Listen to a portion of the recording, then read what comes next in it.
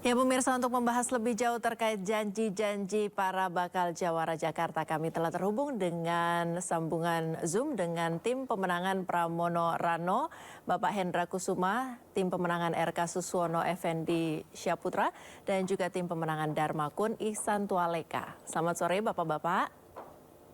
Selamat sore, Priska. Iya. Selamat sore, Mbak Priska. Ya, selamat sore Pak.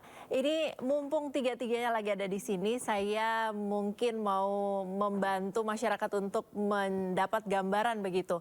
Apa janji program atau visi misi yang ditonjolkan oleh masing-masing pasangan calon? Kalau tadi sudah ada teasernya sedikit, mungkin dari Pak Pramono Rano dan juga kubu Bapak RK Suswono sudah ada. Pak Dharma Kun ini belum terpantau begitu. Boleh Pak Ihsan?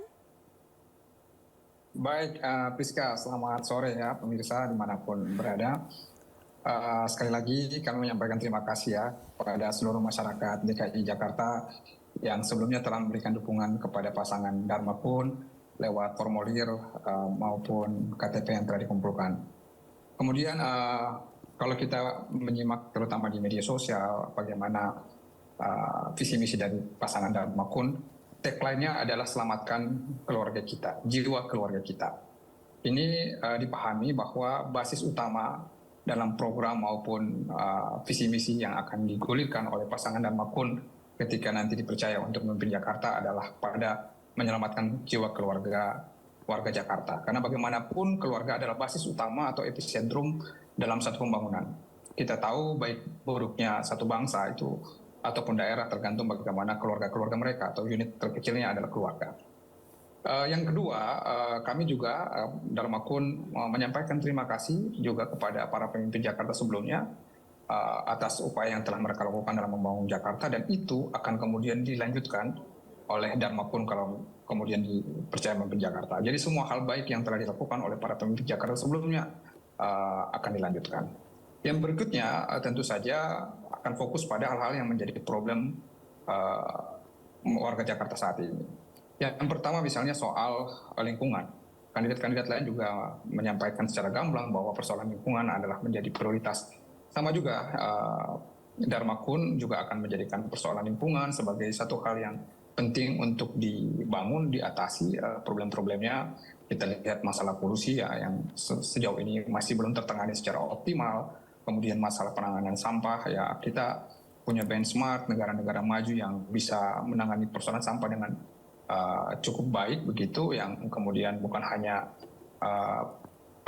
di ujungnya saja sampah itu, tapi pasangan Dharma Kun akan memulainya sejak di rumah. Jadi pemilihan sampah jadi rumah itu akan memudahkan pemerintah juga dan elemen-elemen terkait dalam mengolahnya, sehingga persoalan sampah itu di masa kepemimpinan ini dan kemudian di masa-masa mendatang di Jakarta akan jauh lebih tertangani dengan baik.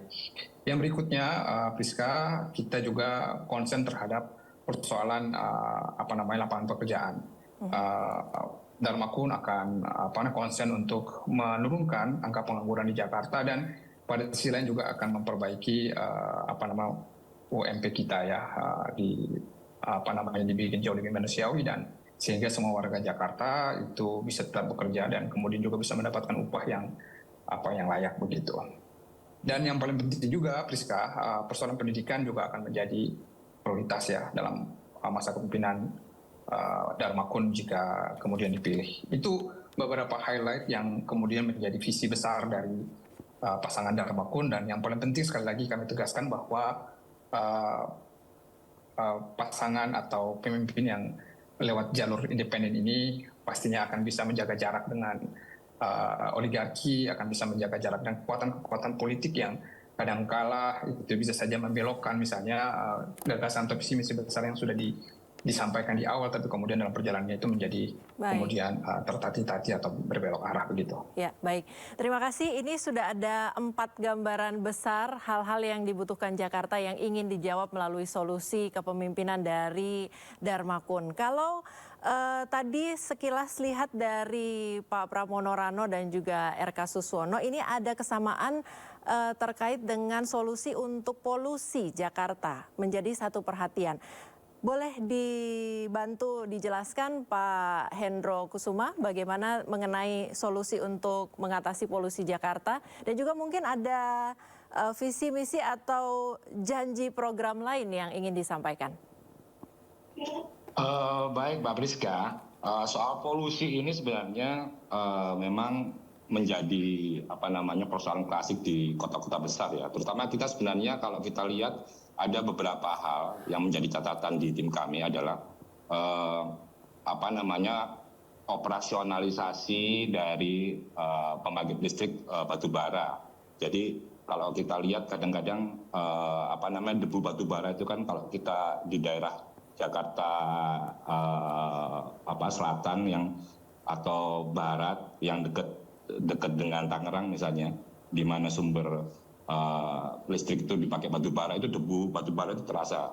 Ini mungkin harus ada misalnya kita bicara, tapi ini dalam konteks yang lebih besar ya kenegaraan, itu harus ada solusi untuk menggunakan renewable energy. Nah, yang kedua adalah terkait sampah, kita juga concern soal itu.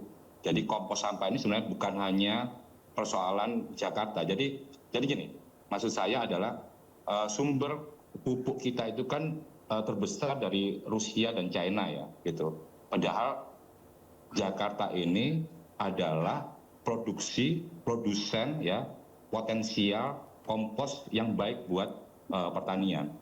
Apa yang harus dilakukan oleh pemerintah Jakarta nanti adalah, Pemprov Jakarta nanti adalah hubungan baik dengan ya wilayah-wilayah yang membutuhkan, karena tanah pertanian itu membutuhkan komposisi yang berbeda satu sama lain.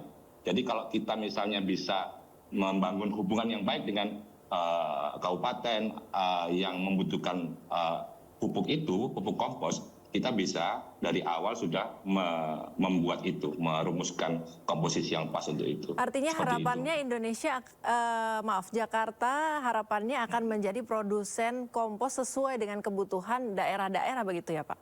Betul, persis sekali. Ada janji lain yang ingin disampaikan selain dari polusi dan juga masalah sampah? Iya, kami sebenarnya sedang menyusun sedang tahapan menyusun program prioritas calon ya. Tapi ada dua hal yang sering disampaikan oleh Mas Pram ya, terkait program kenaikan insentif RT RW ya. Ada 44 kecamatan, ada 2.751 RW, ada 30.893 RT ya. Yang sekarang ini uang operasionalnya itu ada 2 juta tiap RT, dan itu dan RW itu 2.500.000, total 68 sekian miliar, dan kita akan meningkatkan itu sampai 2 kali lipatnya, dan itu anggarannya sangat cukup untuk itu. Baik. Dan kedua adalah program CCTV RT RW ya. Apa? Yang disampaikan oleh Mas. CCTV tiap RT dan RW. Oke. Untuk mencegah bentuk kejahatan, pemantauan wilayah sampai tingkat RT RW dan sebagainya. Baik. Untuk secara real time ya. Oke, ini berarti kaitannya tentang keamanan ya Pak ya? Betul, persis. Boleh saya ke Pak Effendi untuk pertanyaan yang sama Ya. Pak? Selamat sore Mbak Priski. Selamat sore. Saya pikir kalau dari Pak Ridwan Kamil Suswono hadir dengan tagline Jakarta Baru, Jakarta Maju. Kenapa Jakarta Baru? Kita paham bahwa sepertinggal nanti statusnya sebagai ibu kota negara, yang mana sudah pindah IKN, tentu perlu penataan Jakarta yang baru. Dan kita berorientasi bagaimana untuk membawa Jakarta ini tetap lebih maju ketimbang Jakarta sekarang sebagai ibu kota. Karena dalam menghadapi itu kita punya masalah yang begitu banyak di Jakarta ya, mulai banjir, kawasan kumuh, hingga bagaimana mengatasi polusi yang semakin meninggi di Jakarta. Ini menjadi konsen utama dari Pak Ridwan Kamil. Dan konsen-konsen lain terkait dengan titipan dari kaum milenial, bagaimana mereka bisa gampang memperoleh kerja. Jadi hal-hal inilah yang menjadi konsen utama dari Pak Ridwan Kamil dan Pak Suswono dalam mengusung tagline Jakarta Baru, Jakarta Maju. Nah, kita tentu sudah tahu bagaimana sepak terjang Pak Ridwan Kamil. Beliau tidak datang dengan tanpa modal ya. Beliau sudah pernah memimpin daerah yang lebih kecil daripada Jakarta, tapi sama kompleksitasnya. Beliau pernah menjadi wali kota Bandung, yang punya permasalahan yang sama sebenarnya dengan Jakarta. Kemudian beliau pernah menjadi gubernur Jawa Barat yang lebih kompleks lagi karena ini provinsi yang terbesar di Indonesia. Jadi saya pikir Pak Ridwan Kamil punya pengalaman, jadi tidak datang dengan cek kosong istilahnya yang diberikan oleh partai pengusung kepada beliau. Apalagi beliau ditampingi oleh Pak Suswono yang juga pernah punya pengalaman sebagai Menteri Pertanian. Tentu pengalaman duet Jakarta Baru Jakarta Maju ini sangat mendukung sekali untuk bagaimana Jakarta pasca ditinggal statusnya sebagai daerah khusus ibu kota bisa lebih berbenah lagi, karena kita tahu sepak terjang Pak Ridwan Kamil memang spesialis ahli tata kota, bagaimana beliau membuat Bandung lebih baik, dan ini kita harap bisa dilanjutkannya di Jakarta yang memang spesifiknya mirip-mirip Bandung kira-kira itu dalam konteks yang lebih besar. Banyak hal-hal yang menarik lainnya yang sebenarnya ditawarkan Pak Ridwan Kamil, tapi tentunya nanti akan kita sampaikan satu persatu dalam kesempatan yang berbeda. Demikian Mbak Priscila. Baik, terima kasih Pak Effendi. Ini poin-poin janjinya semua dari ketiga pasangan calon sudah disampaikan. Bagaimana dengan janji realisasinya? Kapan targetnya, bagaimana caranya, dan apakah cukup masuk akal begitu dikerjakan dalam masa kepemimpinan? Boleh ke Pak Effendi lagi?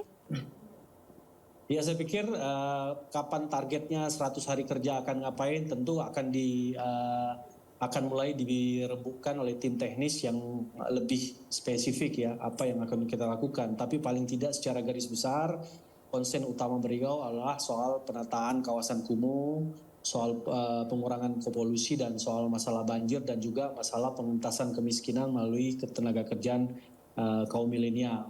Nah, hal-hal yang lebih spesifik kapan 100 kerja apa 1 tahun kerja tentu nanti ada tim teknis yang lebih menguasai untuk menjabarkannya satu-satu dalam kesempatan yang berbeda seperti saya katakan tadi Mbak Priscila.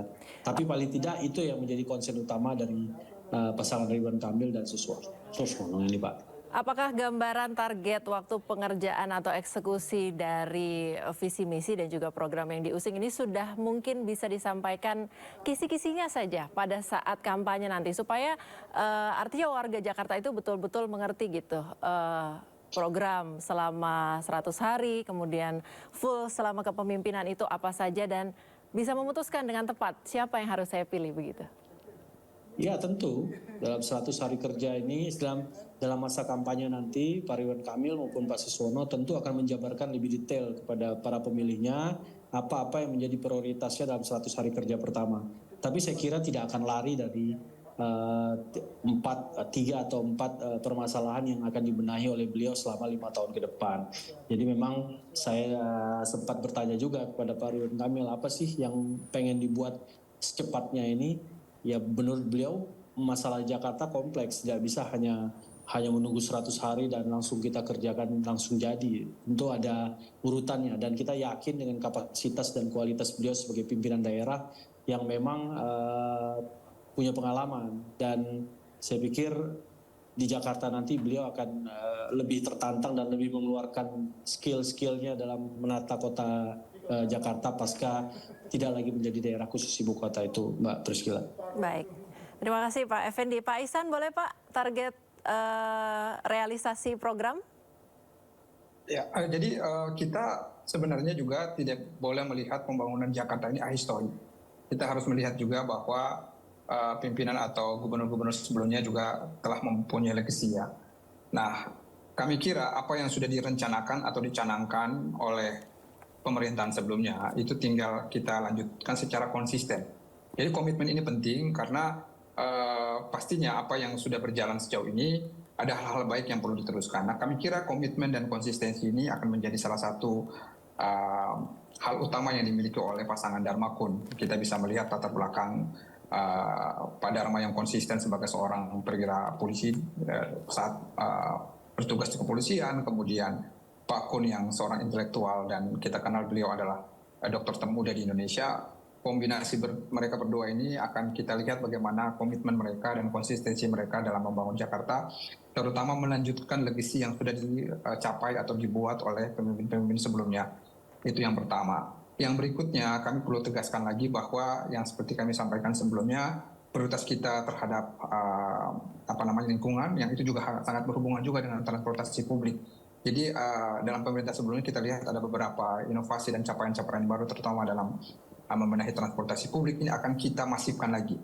Jakarta harus menjadi kota yang transportasinya nyaman, ramah, dan mudah aksesnya bagi siapapun. Karena dengan demikian akan ada migrasi penggunaan transportasi dari transportasi pribadi yang kita lihat memberikan kontribusi tidak hanya terhadap kemacetan tapi juga terhadap polusi udara. Ini akan berjalan terus dan dengan demikian kita akan melihat Jakarta yang jauh lebih segar begitu, yang jauh lebih bersih udaranya. Dan yang lebih penting lagi Priska, Jakarta ini juga yang berpindah kan hanya administrasi pemerintahan ya, pemerintahan pusat terutama ibu kota negara kita pindah, tapi hampir semua aktivitas masyarakat akan berjalan seperti biasa. Nah, satu hal yang kami lihat kurang juga dan itu akan menjadi komitmen kita adalah bagaimana agar ruang terbuka hijau, ruang publik itu harus kita optimalkan lagi. Kita harus belajar atau punya benchmark dengan negara-negara maju, terutama dengan kota-kota besarnya, bagaimana mereka kembangkan transportasi publik di sisi lain itu terus berkembang dan maju, tapi ruang terbuka hijau, ruang publik bagi interaksi warga kota, bagi mereka yang mau bersantai dengan keluarga, mau berolahraga, yang saya kira dalam pemerintahan sebelumnya Mas Anies itu sudah dilakukan dan akan kita masifkan lagi, kita kembangkan lagi. Saya kira ini bisa dilakukan dalam 1 atau 2 tahun pertama pemerintahan kalau kemudian pasangan Dharma Kun ini dipercaya oleh masyarakat Jakarta. Saya kira itu ya, selain hal-hal yang sudah kita kemukakan sebelumnya terkait dengan lapangan kerja yang jauh lebih terbuka kepada warga Jakarta dan pendapatan minimum bagi mereka juga lebih manusiawi. Saya kira ini yang akan menjadi concern kita karena semua itu akan berimplikasi pada majunya Jakarta yang lebih baik dan seperti tagline kita, menyelamatkan jiwa keluarga masyarakat Jakarta. Jadi sekali lagi kalau kita kemudian melihat keluarga itu sebagai basis pembangunan itu penting, maka kami kira pasangan Kun ini punya perspektif dan punya visi yang konkret terkait dengan membangun dan menyelamatkan jiwa keluarga Jakarta. Pak Ihsan, Begitu, satu hal yang agak berbeda dengan yang ditawarkan oleh pasangan calon lain ini, menyelamatkan jiwa keluarga sebagai basic dari pembangunan di Jakarta. Apa hal konkret yang akan dilakukan dalam program ini, gitu? Karena ngomongin keluarga itu kompleks ya. Jadi kira-kira caranya seperti apa sih? Tadi kalau pembangunan infrastruktur kita bagus, kesehatan dan seterusnya dan selebihnya itu bagus, tentu jiwa ini kan mental health ya, jiwa keluarga kita itu juga akan bisa diselamatkan. Ini penting untuk kami jadikan sebagai titik tekan. Nah, yang kedua, menyelamatkan jiwa ini juga sangat berkait juga misalnya dengan kalau kita melihat beberapa podcast yang diisi oleh Pak Dharma, misalnya beliau seringkali bicara mengenai misalnya isu pandemi yang kemudian nanti akan menjadi pintu masuk misalnya untuk kebijakan kesehatan itu kadang-kadang tidak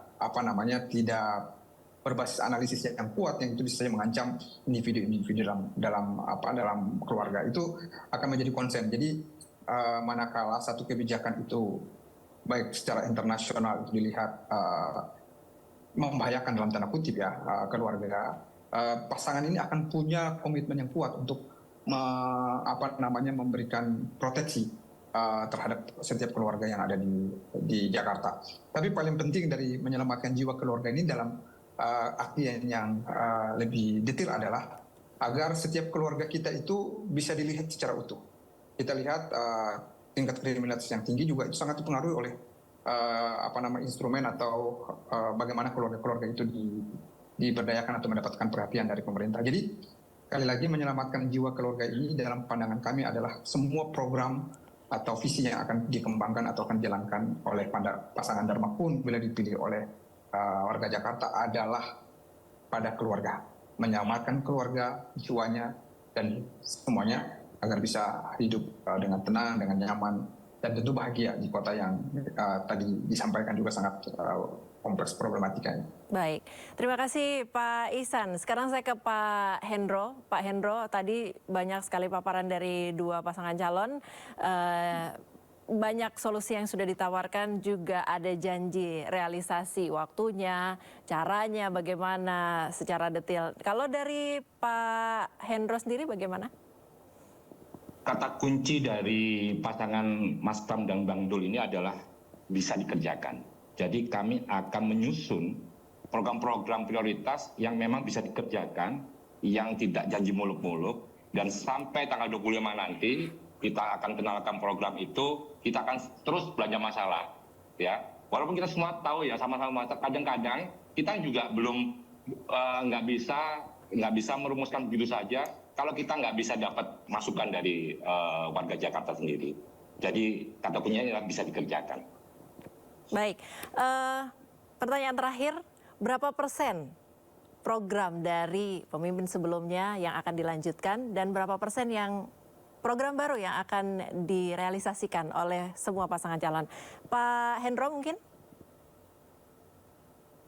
Kita harus jujur ya bahwa Jakarta ini adalah hasil dari legacy dari semua pemimpin Jakarta. Makanya saat ini Mas Pram dan Bang Dul itu sedang maraton terus ketemu dengan ex gubernur sebelumnya, ya tadi juga barusan ketemu dengan Pak Foke, nanti dengan Bang Yos, dengan Pak Jokowi juga tentunya, Pak Anies, Pak Ahok. Itu semuanya kita akan rangkai dalam satu program prioritas yang kalau misalnya ditanya berapa persen, ya kita akan ambil baiknya. Jadi 100% yang terbaik dari mereka akan kita ambil. Kalau 100% berarti nggak ada ruang untuk program dari Pak Pramono Rano dong, Pak? Ya kan 100% dari yang terbaik dari mereka kan kita komposisikan dalam satu komposisi yang pas, bisa 100% di kami. Oke, baik. Pak Effendi, boleh Pak Effendi? Jadi prinsipnya dari Pak Ridwan Kamil juga sudah menyatakan bahwa semua hal-hal yang baik akan beliau lanjutkan. Tidak hanya dari gubernur yang terakhir, tapi beberapa gubernur pemimpin-pemimpin Jakarta sebelumnya, program-program yang terbaik yang mendukung untuk menciptakan Jakarta menuju kota metropolitan global yang baru versi beliau akan lanjutkan. Baik. Karena cita-cita beliau sesuai dengan tagline tadi, Jakarta Baru, Jakarta Maju, bagaimana membawa kota Jakarta ini bisa selevel dengan kota-kota metropolitan paling tidak Singapura, Hong Kong, dan lain-lain. Ya. Itu yang menjadi konsen utamanya. Nanti kita akan lihat tentunya. Baik, terima kasih Pak Ihsan. Boleh singkat Pak, terakhir?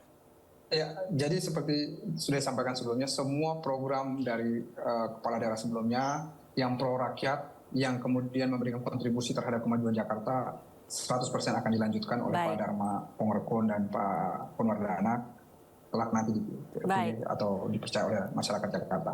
Sekali lagi dukungan dari masyarakat Jakarta sangat kita perlukan untuk itu. Baik, kita tunggu bersama semua ya Pak ya, janji-janjinya direalisasikan ini. Terima kasih Pak Hendra Kusuma, Pak Effendi Syaputra, dan juga Pak Ihsan Tualekas sudah bergabung bersama kami di Sindo Sore. Terima kasih. Terima kasih Mbak Priska. Terima kasih Mbak Priska.